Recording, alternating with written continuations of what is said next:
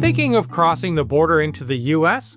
Well, you might want to think twice. Unless you enjoy being searched, questioned, or detained because you might have an opinion the current administration doesn't like. Canada just updated its travel advisory again, and it's not because of mass shootings, riots, or public health denialism. It's worse. It's because Canadians can now be searched, detained, and deported for simply disagreeing with the government. Welcome to America. Please hand over your phone and your political beliefs. US border agents have always had the power to search your phone and your laptop, but it used to be based on actual suspicion. Now, they're doing it at random. No reason, just you, your vacation pics, and a digital strip search at the border.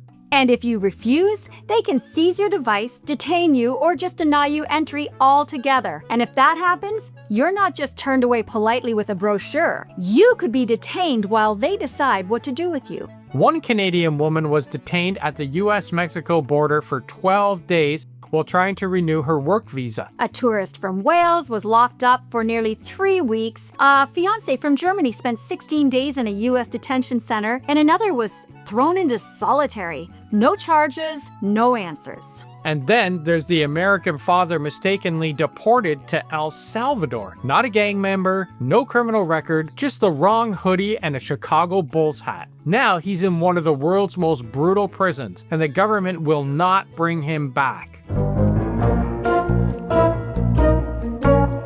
And don't think this is just an immigration issue. Germany, France, Denmark, Finland, and the UK, they've all issued travel warnings to their citizens too, especially for trans and non-binary people. You can be turned away at the border if your gender identity doesn't match the one they think you should have. If you're trans, expect to be flagged. If you've ever posted a political opinion, prepare for scrutiny. And if you happen to be a person of color, part of the LGBTQ+ community, or just look like you read The Guardian, good luck. Some Canadians were harassed just for having Ontario license plate. They were refused gas at gas stations or told to go home while driving through Florida. So much for friendly neighbors. This is happening, and until things calm down south of the border, it might be time to rethink that trip to Target or Disney World. If you value your privacy, your safety, and not ending up on a no-fly list just because you shared an I miss Obama meme, maybe skip the States for now. And luckily, you don't have to travel far to experience epic adventures. Canada is packed with places that don't require a passport, a cavity search, or pretending that climate change is a hoax. Because guess what? Canada's not just safe, it's absolutely badass. You want adventure? We've got it. You want epic landscapes, friendly people, and the freedom to exist without being interrogated? Oh, we definitely got that. We're taking you to 3 places in Canada that are so incredible, you'll wonder why you ever looked at flights to Florida. From sea caves you can walk through and kayak in, to polar bears on the tundra, to actual dinosaur bones buried in your hiking trail. These aren't just, hey, that's nice destinations. These are mind blowers. And they're waiting here for you. So let's get into it. First up, the St. Martin Sea Caves in New Brunswick, where the tides are wilder than a Trump press conference. If you've never heard of St. Martin Sea Caves in New Brunswick, you're welcome. This place is straight up magical. One moment you're walking inside a massive sea cave, and a few hours later you're kayaking through the same spot. That's what happens when you visit the world's highest tides. There's also covered bridges, fresh seafood, and some of the best coastal views in eastern Canada. Here you'll see firsthand the 40+ foot tidal shift twice a day. It's like the ocean's doing squats. And St. John is the perfect home base for visiting the area. As Canada's oldest city, you can explore everything. It's got historic streets, you can enjoy seafood chatter, shop at St. John City Market, and see the famous reversing falls where the river literally changes direction. Here are some cost breakdowns for what a 1-week trip looks like. Flights to St. John from most Canadian cities, $350 to $600 round trip. A hotel or Airbnb in St. John is about $1,200 for a week. For getting around, car rentals in St. John average about $55 to $80 per day, depending on the vehicle type and the rental agency. So to sum it up, 1 week, you're looking at approximately $380 to $550 for that car rental. And the day trips? Mwah! Chef's kiss. The Hopewell Rocks are not too far. Those giant flower pot pillars that rise from the ocean, you can walk on the ocean floor at low tide and kayak around them at high tide. St. Stephen is known as Canada's chocolate town. Plus, its charming downtown offers a glimpse into the town's shipbuilding past. St. Andrews? It's just a short drive from St. Stephen, and it's a hub for whale watching tours on the Bay of Fundy. And don't forget the Fundy Trail Parkway, a scenic drive with coastal hikes, waterfalls, and ocean views so good your camera might actually short circuit. Between sea caves, covered bridges, and whales on the horizon, this corner of Canada brings serious adventure energy.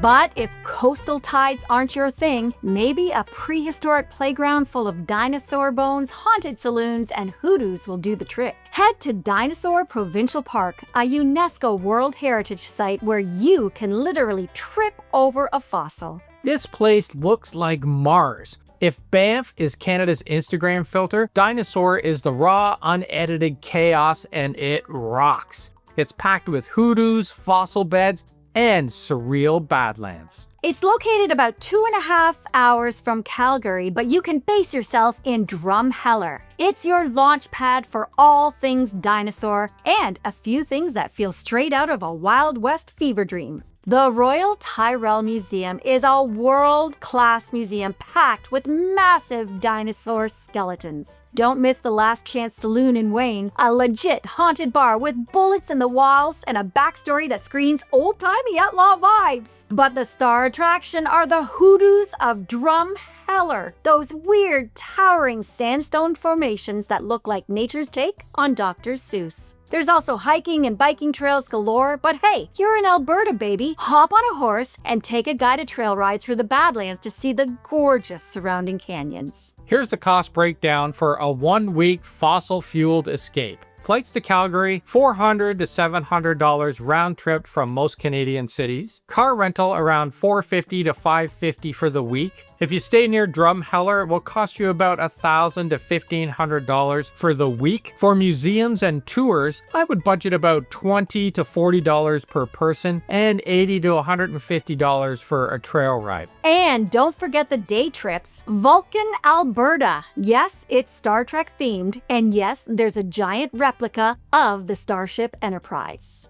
Horse Thief Canyon is dramatic, deep, and the perfect spot for a picnic with a prehistoric view.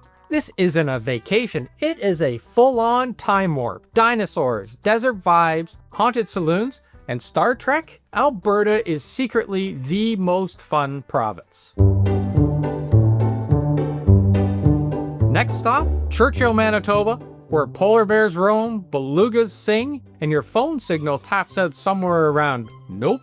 This isn't just a destination, it's a full-on Arctic experience. One that starts with a flight and ends with you walking with polar bears. Perched on the edge of Hudson Bay, Churchill is remote in the best way. No roads in or out, just tundra, sky, and enough wildlife to make your inner David Attenborough cry. If you go with Churchill Wild, you're not just getting a luxury lodge stay, you're getting close-up polar bear encounters. Yes, it's safe. Beluga whale watching by kayak or Zodiac, Arctic foxes, wolves, and a front row seat to Canada's rawest wilderness. And often, you have a nightly show of northern lights. This is the full immersive experience. Your package includes round-trip flights from Winnipeg to Churchill, including a one-night stay at a hotel in Winnipeg, and a scenic return bush plane flight from Churchill to the remote lodge on Hudson Bay. Just think about it. Vast tundra, frozen rivers, and no humans for hundreds of kilometers.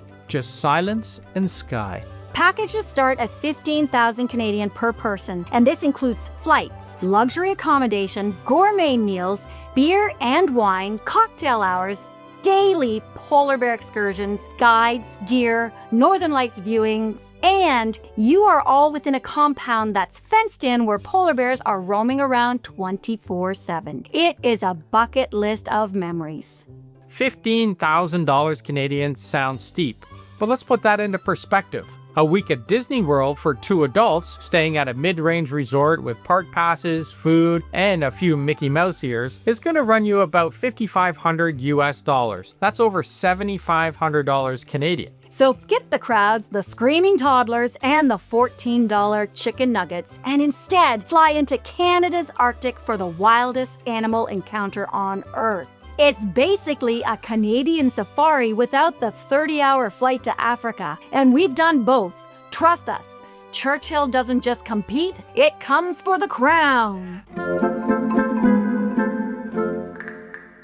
Now, if you're not quite ready to splurge, you can DIY it and still have an unforgettable adventure. Flights to Winnipeg from major Canadian cities cost around $300 to $500 round trip. Via rail from Winnipeg to Churchill will run you around $300 to $450 one way per person. Alternatively, you can take a flight from Winnipeg to Churchill, but that will run you $1,200 to $1,600 round trip per person. Local inns and B&Bs in Churchill, that's about $175 to $300 Canadian per night, or about $1,200 to $2,100 for the week. Tundra buggy tours, which are day tours that go out to see the polar bears, they start between $500 to $700 Canadian per person per day. And there is a lot to do in Churchill. There's museums, art galleries, and Churchill also has a polar bear jail.